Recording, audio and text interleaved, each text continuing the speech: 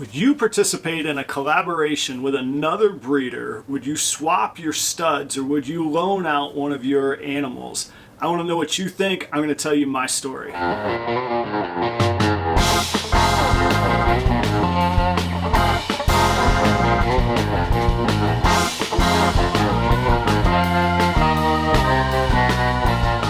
What's going on, everybody? It is Adam from Proper Royals. Thank you for joining me today. I want to know if you've ever collaborated with another breeder or if you would ever consider doing that, and if you would, what terms would you make the arrangements under, or what terms would you participate under?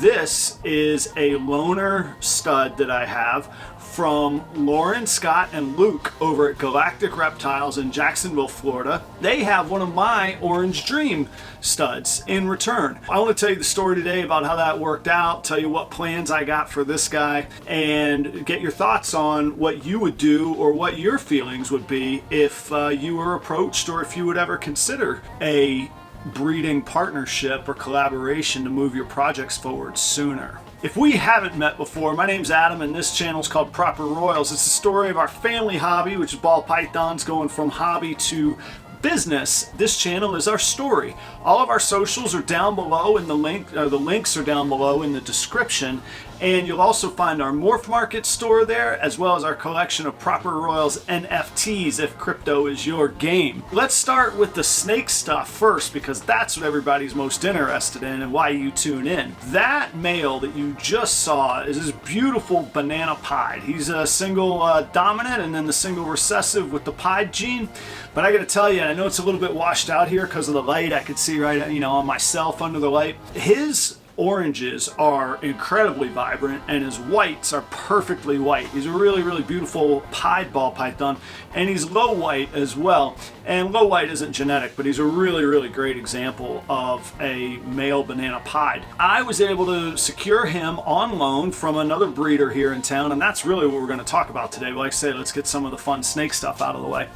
And I have a couple purposes for him, and we're gonna do it kind of quick. We only agreed to a 3-week loan. I'm gonna pair him, let him rest, pair, eat, rest, and then he's back to his owners.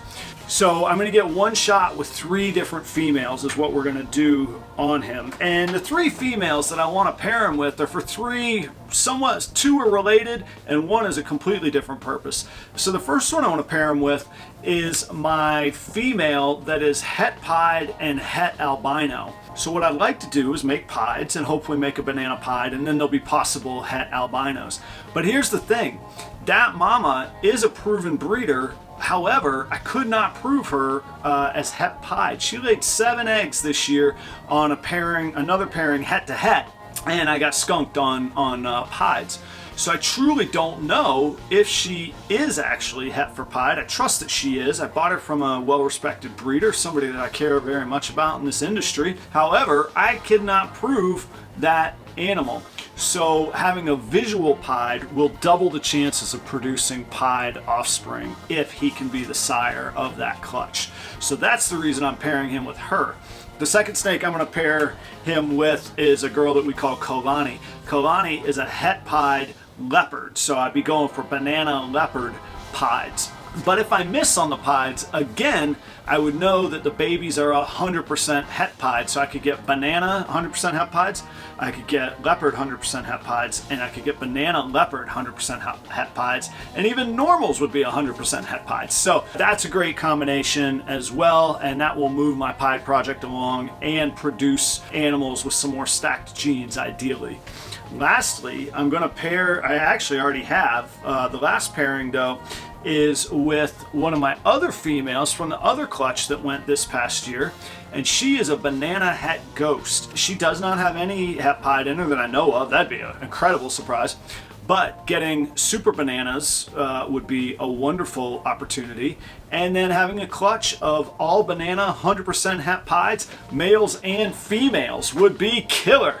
So I'm up for that as well. So those are the 3 pairings, and that is the snake business of why having a banana pied made sense to acquire on loan to move my projects forward instead of waiting for one of these hatchlings to grow up that we've just hatched in one of the holdbacks. Let me tell you the story now, and I'll try not to, I'll try and move it along, but I think that there's really some neat points in there and some interesting lessons that I've learned about the hobby. As I'm going along, I'm just going to share with you. I'm just going to be as transparent as I can. I think that sharing our work is vitally important, and that I hope there's something out there that somebody can learn from it, but I can also learn from your opinion. So let me know what you think in the comments below. You're always welcome to email me at properroyals@gmail.com. And I don't know if you all know, 8 o'clock on Tuesday nights, I do a live stream on this channel right here every Tuesday, only about ball pythons and nothing else. You're welcome to bring it up in the chat there. We do live chat, we have guests, and it's completely ball python focused, 8 p.m. Eastern on Tuesdays.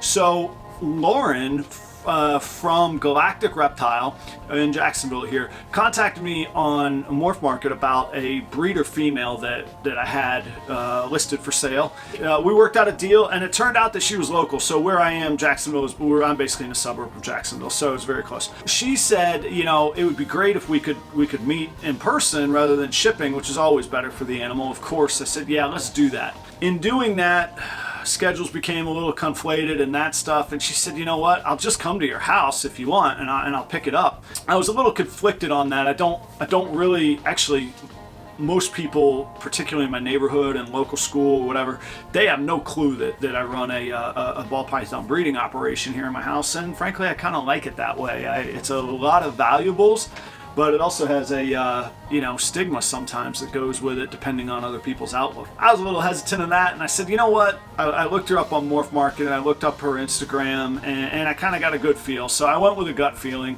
to throw this out there. I didn't say yes right off. I've got a security system here and cameras and all that, and basically what I told Lauren was, hey, if you're willing to flash your ID that matches your face on my security system outside, I'd love to have you at the house, and that's no problem. And she said, absolutely, I'll do that. And then she actually went ahead and sent me most of that information via text. So there was a real show of trust. There was a real, you got to show trust to get trust. And so I was really impressed with that. It's hard to find people like that in the world, and that really kind of spoke to me. I felt good with Lauren, and then her breeding project partners are Luke and Scott, and they actually came as well. And there were a few things along the way in the communication that were just really great. Lauren, Scott, and Luke, they all said, if you need us to wear masks inside your house, or, we got talking. I said my wife and son live here and that kind of thing. My point isn't to bring up a point about masks or anything that charged right now in society, but to make the point, that was important to me.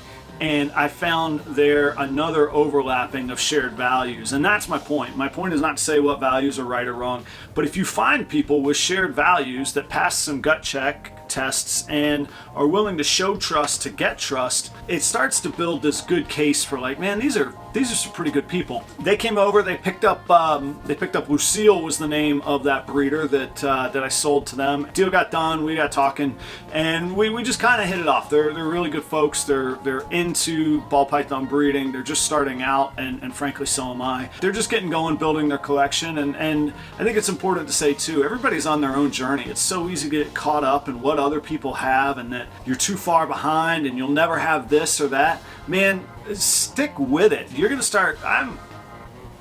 I got a wall here of 15 babies that I could do incredible things with if I'm just patient and stick with it. We got to remind ourselves, and I have to remind myself of that sometimes as well. We get talking, I'm showing them some of my collection, they're telling me about theirs. Here's the magic moment. Lauren gets talking, and she has a background in dog breeding, where stud service is a very common practice, where you very commonly loan out stud breeders. We got talking and said, does that happen in ball pythons? We don't know. Maybe we'd be up for it, and we kind of let it be. Fast forward, my Orange Stream pied clutch comes out, and there ain't a pied in there, and I'm feeling about that big, and I'm feeling frustrated. And speaking of needing a lesson on patience, I was mad.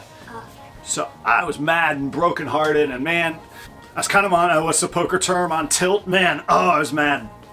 So I kind of go through my options. Do I just want to go buy a pied and catch myself back up? It's not really in the budget just to go buying another snake every time I hit a bump in the road. I said, you know what? Lauren and I had talked about that. Luke and Scott were here. They all seemed cool with it. So you know what? What's the worst that can happen? They can tell me no. They can tell me get lost. They can tell me in a really nice way, dude, we don't know you.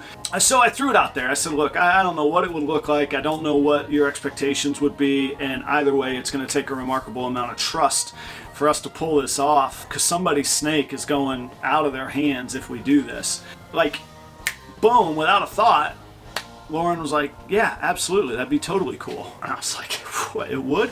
Fantastic. We commenced a conversation on what it would look like. And I'll be honest here too, this is another interesting part. I don't really know what we're going to owe each other. Seems like a good thing we should have figured out ahead of time. However, I've found in life and business, if two parties come to the table looking for a collective agreement that benefits both people, good things will happen. You might hit some stumbling blocks along the road. You might have some tough decisions that you got to sort some things out. If both parties want to succeed, both parties will find a way to succeed, I believe, if they come from a good place and a good standpoint on things. Here's what we do know.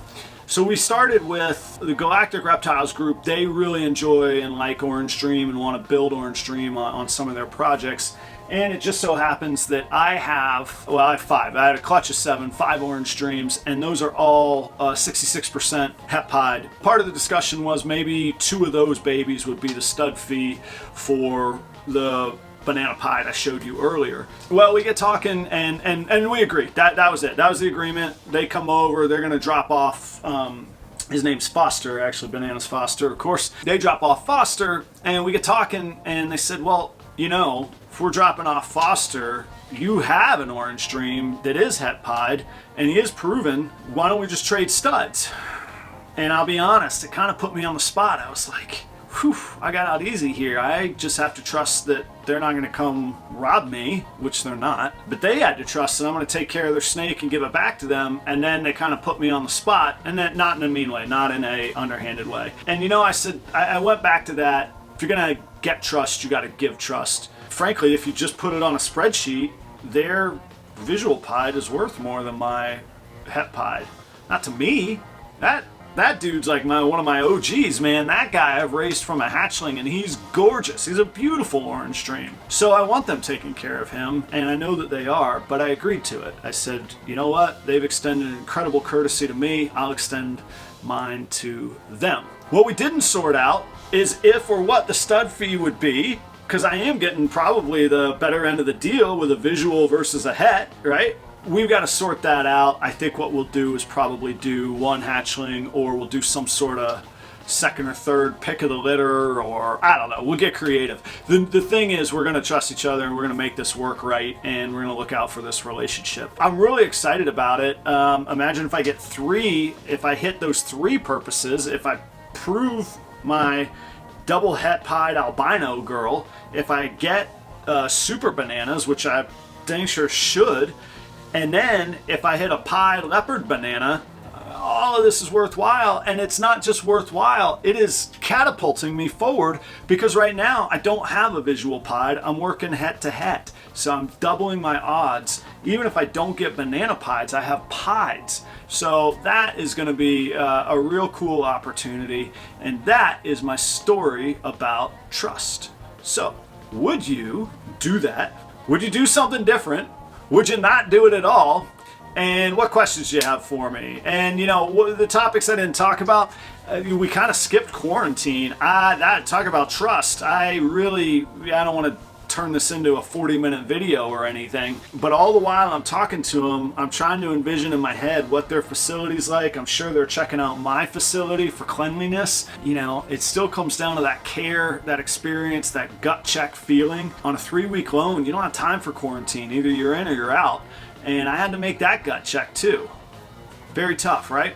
So tell me your thoughts, and if you love the plan and you have a sunset, come talk to me. Thank you for joining me today. Until next time, see ya.